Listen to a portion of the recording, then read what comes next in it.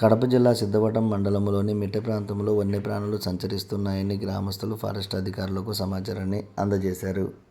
ఈ నేపథ్యంలో Siddhavatam forest range అధికారి కళావతి ఆ ప్రాంతంలో పర్యటించారు. గ్రామస్తులను సమాచారం అడిగి తెలుసుకున్నారు. వన్యప్రాణులు కనిపించినప్పుడు తీసుకోవాల్సిన జాగ్రత్తలను వారికి తెలియజేశారు. బాబు మా అమ్మ మా పాప వీళ్ళు బయట ఎక్కడి నుంచి వచ్చింది, అసలు అడవి నుంచి ఎక్కడ బయటకు వచ్చింది, ఏ దారి నుంచి వచ్చిందో చూసుకుంటాం ఒకసారి. వాళ్ళ అడవిలో నుంచి ఎక్కడి నుంచి వచ్చిందో చూస్తే అక్కడ ఒక ట్రెంచ్ తీయడము తీసుకుంటాము. సో మీ పరంగా మీరు జాగ్రత్తలు తీసుకోవాలి, ఎందుకంటే కొండకు దగ్గరలోనే ఉన్నారు కాబట్టి దానికి తెలియదు ఫారెస్ట్ ఏదని బయట ఏదైనా. సో కాబట్టి వచ్చే అవకాశాలు ఉంటాయి కాబట్టి మీరు కూడా జాగ్రత్తగా ఉండండి.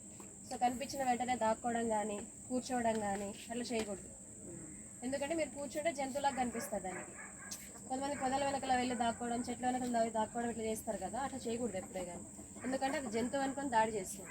ఎప్పుడన్నా కానీ నిలబడే ఉండాలి, వీలైతే ఒక కట్టి పట్టుకొని ఉండాలి. ఎప్పుడైనా కనిపించినా మీకు ముందు జాగ్రత్తగా చెప్తున్నాను.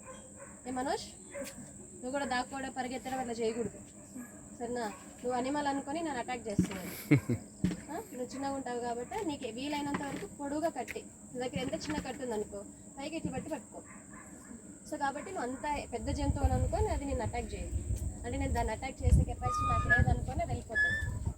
అట్లీస్ట్ నీ దగ్గర కట్టి లేకపోయినా చెయ్యి ఎత్తి పెట్టుకో, అంతేనా? అంతేగాని కూర్చోవడం కానీ ఇట్లా పొదల వెనకలు దాక్కోవడం కానీ అట్లా చేయకూడదు, ఓకేనా? లేదు లేదు లేదు, థ్యాంక్ యూ.